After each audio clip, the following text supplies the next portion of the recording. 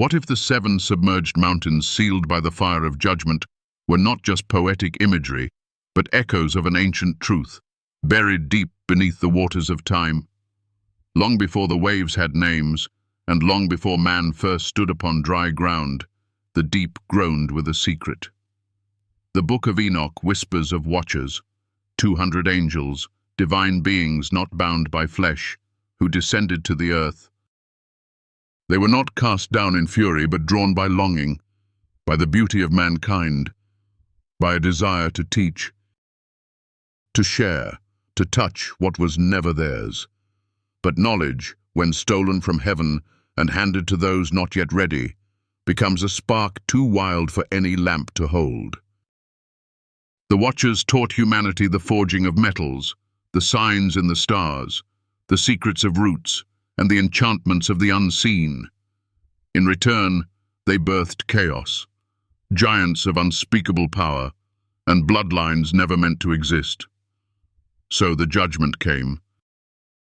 Not with lightning, not with fire from the sky, but with silence. The deep opened her jaws, and into the abyss they were cast, not to be destroyed but to be sealed. Beneath the oceans, beneath the chaos, beneath the memory of mankind. For even in wrath, the Lord remembered purpose. And there, the 7 mountains were sealed. Some say with flame eternal, others say with songs that no man can hear. But all agree, they still sleep beneath us, watching, waiting, echoing a warning to every generation that dares to dance with forbidden wisdom. This is not just the tale of the past, it is the mirror of now. Because as we reach for the stars with artificial minds, as we splice the codes of creation in sterile labs, we find ourselves standing once more on the shores of the abyss. Will we descend like the Watchers, lured by pride? Or will we remember the mountains sealed by judgment and choose reverence instead? The sea remembers. The mountains still burn.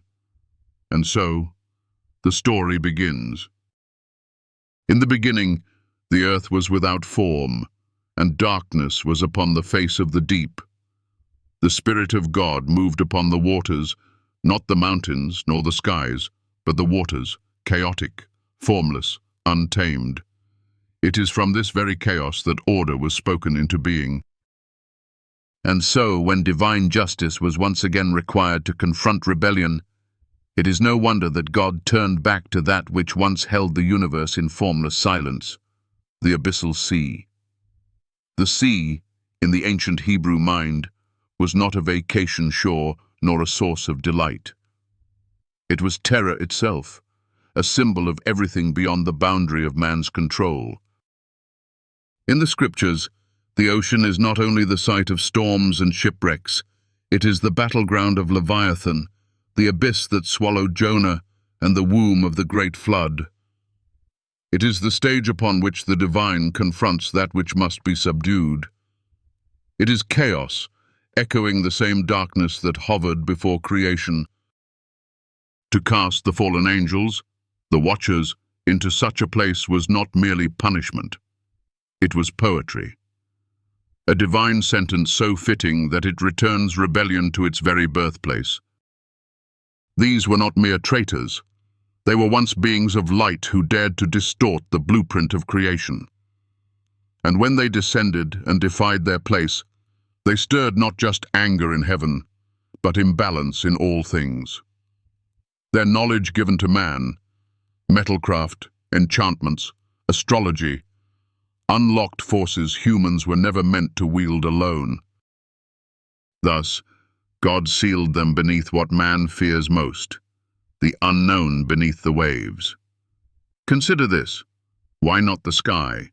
Why not banishment to the farthest star, or the desolation of a desert?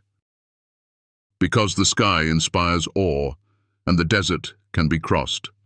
But the sea, especially its depths, is a place where pressure crushes, where light dies, where time becomes irrelevant. In the physical world, the ocean floor remains one of the last unexplored frontiers, Even now, with sonar and submersibles, we have only seen a fraction of what lies beneath. It is as if creation itself has kept the secret sealed. Mariana Trench, over 36,000 feet deep, is a place where the sun has never touched. In such places, even our machines tremble. And this is no accident. It is a mirror. What better prison for heavenly rebels than a place beyond time, light, and song? The Book of Enoch describes the abyss not as a pit with flames, but as a realm of silence and isolation, surrounded by mountains buried under the sea. A place where the watchers, once glorious, are left not to die, but to contemplate, to wait, to burn with invisible fire. And like Prometheus bound to the rock, their punishment is not destruction, but awareness of what they have lost. In mythology across the ages, we find similar echoes. The Greek Titans, cast into Tartarus. Tiamat, the Mesopotamian sea goddess, slain and split into sky and earth. In Norse myth, the deep seas gave rise to the world serpent, wrapped around all creation, waiting for its day of release. These are not coincidences, but threads of truth, archived in the memory of mankind.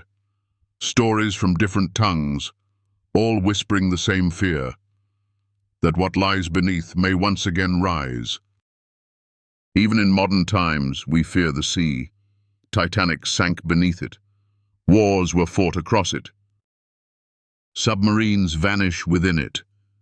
And yet, paradoxically, we are drawn to it, much like the Watchers were drawn to Earth. The mystery, the pull of the forbidden, the promise of power, the thrill of knowing what others do not. Humanity is ever the child who touches the flame. And the sea? It is the locked cabinet in God's house. In psychology, Carl Jung taught that the sea represents the unconscious, the dark depths of the human mind, where forgotten memories, desires, and shame dwell.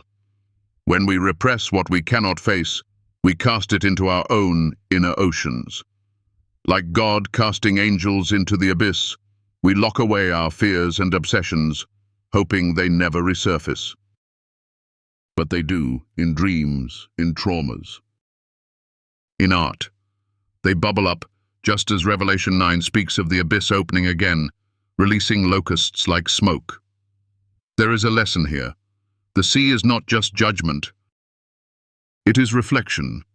By placing the fallen angels beneath the sea, God speaks not only to the punishment of the heavens, but to the balance of the soul. These angels did not fall because they hated God. They fell because they loved too much, loved beauty, knowledge, control. And in seeking to give humanity what was not yet theirs to hold, they broke the rhythm of creation. Their desire mirrors our own. We build towers to the heavens, we edit genomes, we create artificial minds. We claim authority over the stars, and yet deep within, we fear the cost. The divine abyss is not only their prison, it is our prophecy. Every rebellion carries its sea, every overreach its deep. And every generation stands on the shore, deciding whether to walk humbly in reverence or to dive headlong into the waves of forbidden things. The ancient Hebrews called this place Tehom, the deep, the unstructured, the unnamed. And it is from Tehom that God brought forth the world. The message is clear. The sea that judges also creates. The abyss that seals also births. And so, as the 7 submerged mountains remain hidden, sealed by the fire of judgment, we are left to wonder, are they only prisons, or are they reminders? Of divine boundaries, of holy restraint, of the cost of forgotten reverence. The sea is patient, it waits. And as we turn our gaze toward the next chapter of this divine story, we look not only deeper into the ocean, but further into the heavens. For before the mountains were sealed, there was a descent, a choice, a fall. And in the fall, a truth about all of us, about what happens when divine beings forget their place and when knowledge becomes a snare instead of a gift. That truth begins with a vision, and the man who saw it was named Enoch. Enoch, the great-grandfather of Noah, was a man set apart, not by his lineage, but by his walk with God. He lived in a time of profound wickedness, where mankind had been seduced by the gifts the Watchers, those rebellious angels, had brought to earth. These angels, led by the chief, Semjaza, had descended from the heavens not to minister to humanity, but to teach them the secrets of the cosmos, secrets that were never meant to be revealed. The Watchers did not descend in wrath, but in fascination. They saw the daughters of men and took them as wives, and from this unholy union came the Nephilim, giants of great strength and power, a hybrid race that threatened to unbalance creation itself. The Watchers taught forbidden knowledge to humanity, the craft of metals, the workings of the stars, the power of enchantments, the secrets of herbs and healing, the art of cosmetics, and the ways of the heavens. This knowledge was not meant for human hands. It was too great, too dangerous. Yet the Watchers gave it freely, and the world was forever changed. Knowledge, when wielded by those who are not ready, can be both a gift and a curse. What was once meant to be a blessing became a snare. Mankind grew arrogant as the boundaries between the heavens and earth blurred. The divine order had been disturbed, and chaos reigned. God, seeing the depth of corruption that had spread upon the earth, commanded that the Watchers be bound, their punishment severe, for their actions had caused irreparable damage. But God did not leave mankind without hope. Through Enoch, he revealed his plans for judgment and salvation. Enoch was chosen to carry a message of warning but also of mercy. He walked with God in a world that had forgotten how to walk in his ways. In a time when mankind had embraced the forbidden, Enoch remained faithful, a beacon in the midst of the darkness. It was Enoch who was shown the fate of the Watchers, and it was through his vision that we gain insight into the divine plan. What the Watchers failed to understand was that knowledge alone does not make one wise. In their arrogance, they sought to bring heaven down to earth, to blend the divine with the mortal, but in doing so, they brought destruction. The lesson here is clear. Wisdom must be sought with humility, not with the desire to control or dominate. Knowledge, when used for personal gain or power, leads to ruin. But knowledge that is received with reverence and used for the good of others is a gift that can bring life. The Watchers had given mankind the knowledge of the heavens, but they had also introduced chaos. The gift they gave came with a cost, one that would echo through generations. The lesson we can learn is to approach wisdom with humility, understanding that true knowledge is not for selfish gain, but for the building up of others, for the glory of God. As the punishment of the Watchers was sealed in the abyss, so too was the warning they left behind. The Watchers had fallen because they tried to transcend the divine order. They sought to raise themselves up, and in doing so, they were cast down. And yet, even in their fall, God's mercy was present, for he revealed the plan of redemption through Enoch. Enoch's vision was not one of despair, but one of hope. For while the Watchers were bound in chains of darkness, there was still a way for mankind to turn back. The knowledge of the heavens was not a curse, but a blessing when used with humility and reverence. And so, as Enoch's story unfolds, we see the mercy of God in the midst of judgment, a reminder that even when we fall, God's grace is always available for those who seek it. As we look to our own lives, we must ask ourselves, are we seeking knowledge for the right reasons? Are we using the wisdom we have been given to build up, to help, and to glorify God? Or are we, like the Watchers, seeking to control, to dominate, and to elevate ourselves above the divine order? The Watcher's fall is a cautionary tale, one that speaks to the dangers of pride and the importance of humility. And it is a story that still echoes through the ages, calling us to wisdom, reverence, and humility before the Creator. And so, with the fall of the Watchers, the stage is set. The angels bound in the abyss await their fate, but the story is far from over. For as we shall see, even in the deepest darkness, there is light, there is redemption, and there is a message for us all. Even in the depths of our rebellion, God's plan of salvation still stands, waiting to be revealed. As we turn our gaze once again to the deep, the 7 submerged mountains, sealed by the fire of judgment, begin to take shape. What are these mountains? Are they literal, hidden beneath the ocean surface, waiting for the moment of their revelation? Or are they symbolic, representing the 7 pillars of divine justice, the 7 stages of spiritual awakening, or the 7 steps of redemption? In the book of Revelation, we see that 7 is a number of completion, a number that represents the fullness of divine purpose. 7 days of creation, 7 seals, 7 trumpets, 7 bowls of wrath. It is a number that carries great significance in the spiritual realm. So, when we speak of the 7 submerged mountains, we must ask, what do they represent? Some scholars suggest that these mountains are literal, 7 peaks, each one hiding a secret, each one holding a key to understanding the judgment of God.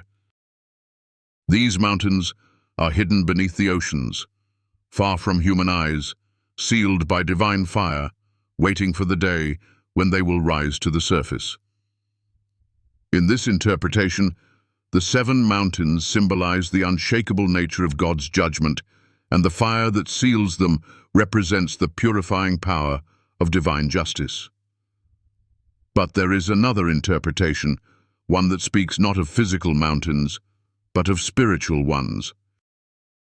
These mountains, submerged beneath the surface of the ocean, represent the hidden truths of the universe, truths that mankind has yet to understand.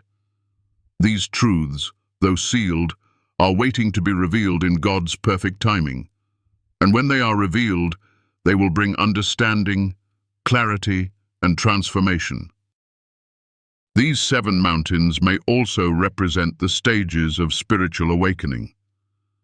Just as the ocean holds the deep mysteries of the world, so too does the human soul hold mysteries that can only be uncovered through a deep and intimate relationship with God.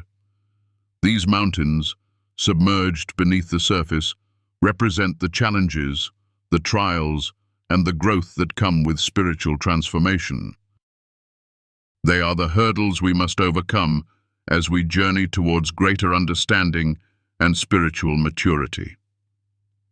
There is also a connection to the 7 stages of redemption, 7 steps that lead us from sin to salvation. The mountains, in this sense, represent the obstacles that we must overcome in our spiritual journey. The fire that seals them is the refining fire of God's judgment, a fire that purifies, that refines, and that prepares us for the fullness of God's plan. In either case, whether literal or symbolic, the 7 submerged mountains serve as a powerful reminder that there is more to the world and to the spiritual life than meets the eye. There are mysteries hidden beneath the surface, waiting to be revealed, waiting to be understood. And when the time is right, God will bring these mysteries to light. The sea, which once held the Watchers in chains, will one day give up its secrets. The 7 mountains, once hidden beneath the waves, will rise to the surface. And when they do, the world will see, as Enoch saw, that all things are made manifest in God's perfect timing. But until then, We wait. We wait in the depths, trusting that God's plan will unfold as He has promised. And we know that, just as the ocean holds mysteries yet to be uncovered, so too does our journey hold promises yet to be fulfilled. The 7 submerged mountains are not just a part of the past, they are a part of the future. And as we walk this path, we are reminded that God's judgment is not just a matter of punishment, but a matter of revelation, a revelation that will come in due time, according to His will. When we hear of the Watchers, bound beneath the sea in chains of darkness, it is easy to imagine them as distant, mythological beings, figures of ancient punishment. But the abyss that holds them, the chains that bind them, are not merely physical. They are psychological, metaphysical, and deeply tied to the struggles within the human soul. The Watchers, in their descent from heaven, sought to transcend their limits, to wield knowledge beyond their comprehension. They reached into realms that were forbidden, crossing the boundary between the divine and the mortal.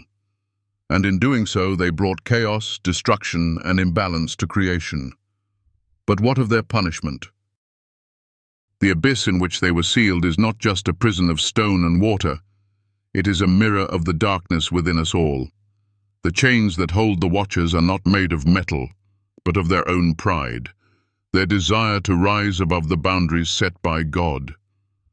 These chains are a reflection of the psychological chains that bind us when we, too, seek to transcend our limits without understanding the consequences. In the depths of the abyss, the Watchers are not just punished, they are confronted with the truth of their rebellion. The darkness that surrounds them is not only a prison, but also a place of reflection, a place where they are forced to confront their own arrogance, their own failures. The silence that fills the abyss is not the absence of sound, but the presence of introspection.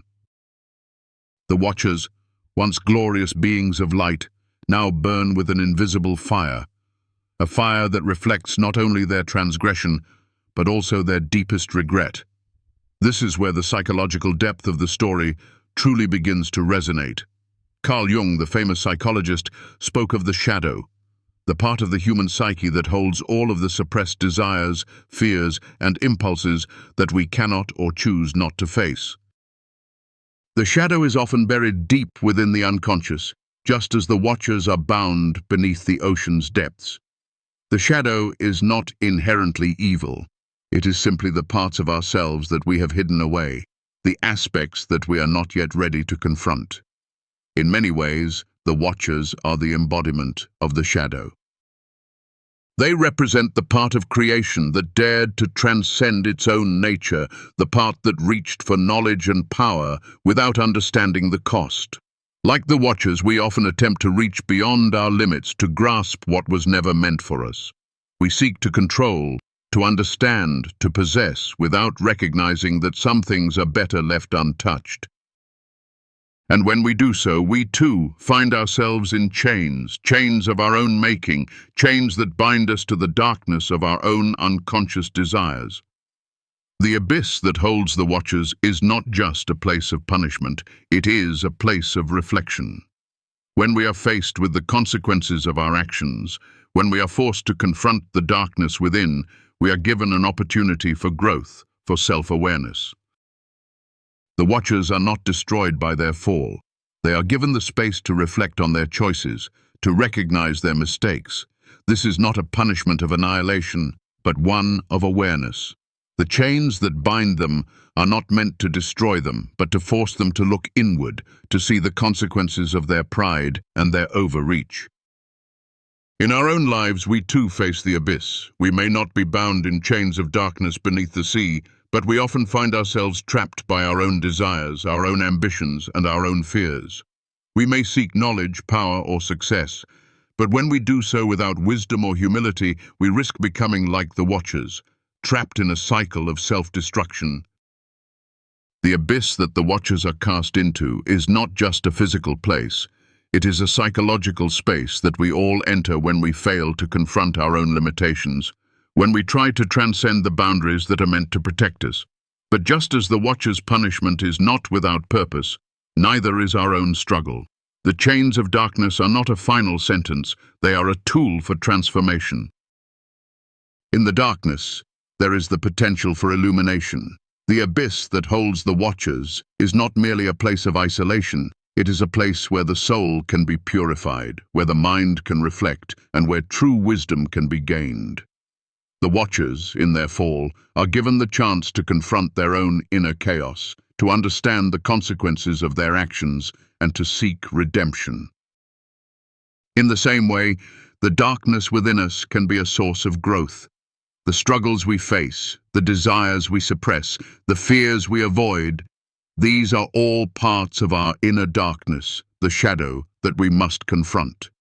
When we face our fears and desires head-on, when we stop hiding from the darkness within, we open the door to transformation. Like the Watchers, we too are given a choice: to remain trapped in the chains of our own making, or to rise above them and find the light that lies within the darkness. The chains of darkness are not meant to destroy us, but to refine us. The abyss is not a place of final judgment, but a place of self-discovery.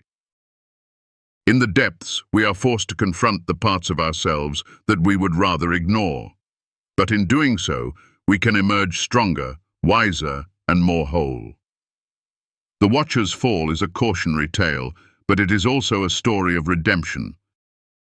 They are bound in the abyss, but the abyss is not the end. It is the beginning of a journey towards self-awareness, humility, and ultimately, redemption. As we reflect on the Watchers and their fall, let us remember that we too have the potential to transcend our limitations, but only if we do so with humility and wisdom. The chains that bind the Watchers are not just a punishment. They are a reflection of the consequences of overreaching, of failing to respect the divine order. And as we walk our own path, let us remember that the abyss is not something to fear, but something to embrace. For in the darkness we may find the light that leads us to true wisdom and redemption. The abyss is not simply a place beneath the waters, it is also a space within the soul. The Watchers, those angels who descended to teach humanity, did not simply break divine law, they disturbed the very order of creation. They sought to transcend their boundaries, to blur the lines between heaven and earth, and in doing so, they introduced chaos. It is not difficult to see how this mirrors the human condition. Throughout history, mankind has attempted to reach beyond its limits, to grasp what was never meant to be grasped. The pursuit of knowledge, when driven by pride or ambition, leads us into the depths of the abyss. In psychology, Carl Jung spoke of the shadow, the unconscious aspect of the psyche that contains all the desires, fears, and impulses that we repress. This part of ourselves is often hidden, buried beneath the surface of our conscious minds, much like the abyss that holds the Watchers. The Watchers, in their rebellion, represent the shadow, the part of creation that dared to challenge the boundaries set by God. They reached into the forbidden, seeking to reshape the world in their image, and as a result, they were cast into chains of darkness. The abyss, in both spiritual and psychological terms, represents a place of isolation and suppression. The Watchers, by crossing the line into forbidden knowledge, sought to transcend the limits of their existence, just as we, as humans, often try to transcend our own limitations. The chains of darkness are not merely physical bindings, but symbols of the consequences of seeking to transcend what is meant to be. In our own lives, we often find ourselves struggling with the temptation to overreach, to take on knowledge or power that we are not ready for, only to find ourselves trapped in a cycle of suffering. The story of the Watchers teaches us a profound lesson about the danger of seeking knowledge without wisdom, of reaching for power without humility. When we attempt to control what we should not, we find ourselves bound, just as the Watchers were bound. The chains of darkness are not just a punishment, they are a reflection of the consequences of ignoring the divine order. The abyss, like the unconscious mind, holds the truths we cannot face until we are ready to confront them. The Watchers were not cast into the abyss because they sought knowledge, but because they sought it with arrogance and without reverence. The abyss was both their punishment and their reflection. This understanding of the abyss, both as a place of divine judgment and as a reflection of our own inner turmoil, calls us to examine our own desires for knowledge and power. Are we, like the Watchers, reaching for what we should not? Are we allowing our pride and ambition to lead us into darkness? The abyss does not just hold the Watchers, it holds us all. And as we seek to understand the world around us, we must remember that knowledge, when wielded without humility, can lead us into the very darkness we seek to avoid. As we continue this journey, we turn our gaze towards the modern Watchers, the creators of AI, the manipulators of genes, the masters of technology.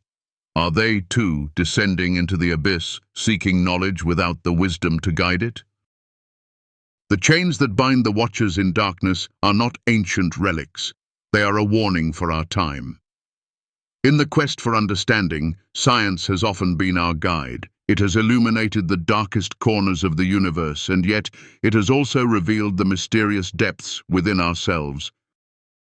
The story of the Watchers is not merely a myth. It is a tale that resonates with the challenges and dangers we face today in our pursuit of knowledge. Just as the Watchers descended to teach forbidden knowledge to humanity, so too have we ventured into realms that were once off-limits to our understanding. Consider the discoveries of modern science, genetic engineering, artificial intelligence, and quantum mechanics. These fields hold the promise of immense power, yet they also carry the potential for great harm. The Watchers taught humanity the secrets of the heavens, but they did so without regard for the consequences. They sought to elevate mankind, but in doing so, they upset the balance of creation. We too are learning the secrets of the universe, but are we doing so responsibly? One need only look at the development of AI to see the parallels. The Watchers shared knowledge that was not meant for humanity, and in the same way, AI is a form of knowledge that, if not handled with wisdom, could lead us into uncharted waters. AI, like the forbidden knowledge of the Watchers, has the potential to reshape our world, but it also has the potential to destroy it if used recklessly. In the realm of genetic engineering, we are tampering with the very fabric of life. We are altering the code of creation, just as the Watchers taught humanity how to shape the earth. The knowledge that was once reserved for the divine is now in our hands, and we must ask ourselves, are we prepared for the consequences? The Watchers sought to change the course of human history, and in doing so, they introduced chaos. We, too, must be cautious as we unlock the mysteries of life. Just as the Watchers were punished for their transgressions, we must consider the price we may pay for overstepping our bounds. But there is another lesson here. While the Watchers' descent brought chaos, it also brought knowledge. The ability to craft metal, to understand the stars, to heal the sick, all of these gifts came from the Watchers. They were not purely evil. They were beings who sought to enrich humanity. In the same way, science has the potential to do great good. It can cure diseases, extend life, and expand our understanding of the universe. But just as the Watchers were bound for their actions, we too must consider the consequences of the knowledge we seek. Science, like knowledge, is a double-edged sword. It can be used for good or ill, depending on the hands that wield it. The story of the Watchers is a warning for us all. Knowledge without wisdom, power without responsibility, is a path that leads to destruction.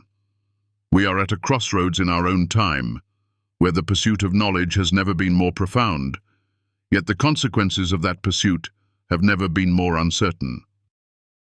The Watchers' punishment is not a distant event, it is a reflection of the choices we face today. And so, as we stand on the precipice of discovery, we must ask ourselves, will we be like the Watchers, reaching beyond our grasp, or will we heed the lessons of the past and use our knowledge with humility? The abyss waits for those who forget the balance of creation. The sea, with its endless horizons and untold mysteries, has always been a symbol of the unknown. It is a place where the divine and the chaotic meet, where the boundaries of creation seem to blur. And beneath the surface of the waters lie the 7 submerged mountains, mysterious, hidden, and sealed by the fire of judgment. But what do these mountains represent? Are they literal peaks, buried beneath the ocean's depths, waiting for the day of their revelation? Or are they symbolic, representing something deeper, something more profound?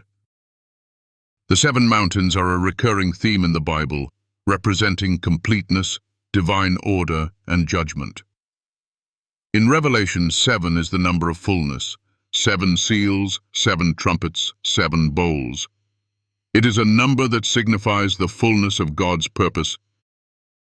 And so, when we speak of the 7 submerged mountains, we must ask, what do they symbolize?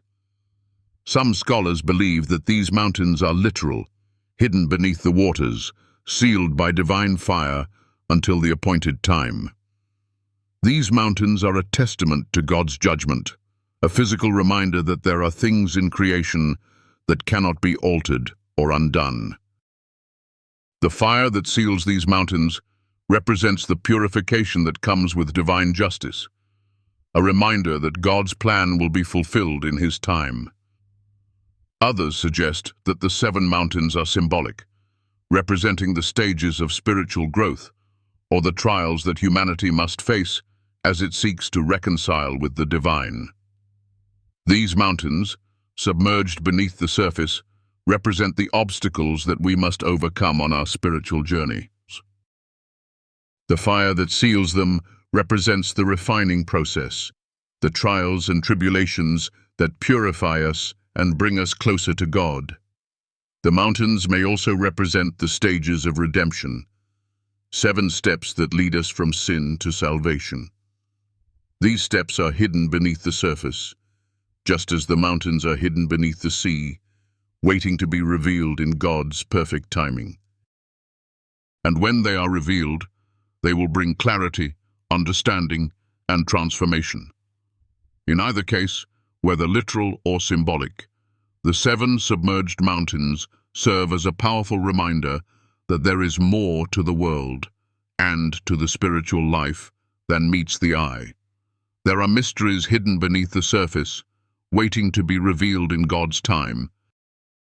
And when they are revealed, the world will see that all things are made manifest in His perfect plan. And so, as we stand at the edge of this profound mystery, we are left with more questions than answers. The 7 submerged mountains, sealed by divine fire, remain hidden beneath the oceans, much like the deepest secrets of creation, waiting for their time to be revealed. The story of the Watchers, the fallen angels, echoes in our hearts, not merely as a tale of ancient rebellion, but as a mirror of our own desires, our own reach for knowledge and power. We live in an age where the pursuit of understanding has never been more boundless. Just as the Watchers sought to elevate humanity with forbidden knowledge, we too stand at the precipice of unlocking the secrets of the universe, from artificial intelligence to genetic engineering to the mysteries of the cosmos itself. But as we push the boundaries of what is known, we must remember the lessons of the past. The Watchers did not fall simply because they sought knowledge. They fell because they did so with arrogance, without humility, and without regard for the balance of creation. They sought to break the divine order, and in doing so, they brought chaos into the world. Today, we stand in a similar position. We are on the brink of understanding forces that could transform our world, technologies that could cure diseases, unlock the secrets of the human genome, and even extend life itself. But as we explore these uncharted waters, we must ask, are we too reaching beyond what we are ready to handle? Are we, like the Watchers, pushing the limits of what is divine, seeking to transcend the very boundaries that were set to protect us? The 7 submerged mountains, sealed by fire, are not just a story from the past. They are a warning for our time. They remind us that there are mysteries too great for us to understand, that there are forces too powerful for us to control. Just as the Watchers were bound in chains of darkness for their rebellion, so too can we find ourselves trapped in the very knowledge we seek to possess. The abyss, the sea, the unknown, they are not just physical places, but symbols of our own inner struggles. The sea represents the unconscious mind, where our deepest desires, fears, and ambitions lie hidden, just as the fallen angels' desire to transcend their boundaries led them into darkness. The fire that seals the mountains represents the purification that must take place when we step beyond our limits. Knowledge without wisdom leads to destruction, just as the Watchers' gifts to humanity led to their own downfall. But even in this darkness, there is hope. The fire that seals the mountains is not only a symbol of judgment, but also of purification. Just as the Watchers were bound in the abyss, they were not destroyed. The abyss, like the deepest parts of our soul, holds the potential for transformation. When we confront the chaos within us, when we face our deepest fears and desires, we can emerge refined, renewed, and ready to fulfill our purpose. The story of the Watchers is not just a cautionary tale. It is a story of redemption. It shows us that even in our deepest fall, there is a way back. The abyss is not the end. It is the beginning of a new journey. As we look to the future, we must approach knowledge with reverence, humility, and a deep awareness of our place in the divine order. The 7 submerged mountains, the abyss, the fire, they are all part of a larger story that transcends time and space. They speak to the eternal struggle between chaos and order, between pride and humility, between knowledge and wisdom. As we seek to understand the mysteries of the universe, let us remember that there are forces greater than ourselves, forces that we must approach with caution and respect. The journey is not just about gaining knowledge, but about gaining wisdom to use that knowledge for good. As we close this chapter, we are reminded that the story of the Watchers is not just a tale from ancient times, but a living warning that continues to speak to us today. The abyss may hold the Watchers, but it also holds the potential for redemption. The 7 submerged mountains may remain hidden beneath the waves, but their message is clear. Knowledge is a gift, but it must be used with wisdom and humility. And as we navigate the uncharted waters of our own time, may we do so with reverence for the mysteries of creation and a deep understanding of our place within it. If this story has resonated with you, if it has sparked something within your soul, then I invite you to join us on this journey. Like and subscribe to this channel, and together we can continue to explore the mysteries of the Bible, the divine, and the unknown. Let us seek wisdom, not for the sake of power, but for the sake of truth. For as the abyss holds the secrets of the past, it also holds the hope for our future. Let us step forward with reverence, humility, and a commitment to the higher purpose we were created for. Together, we can uncover the mysteries that lie beneath the surface and discover the truth that awaits us all.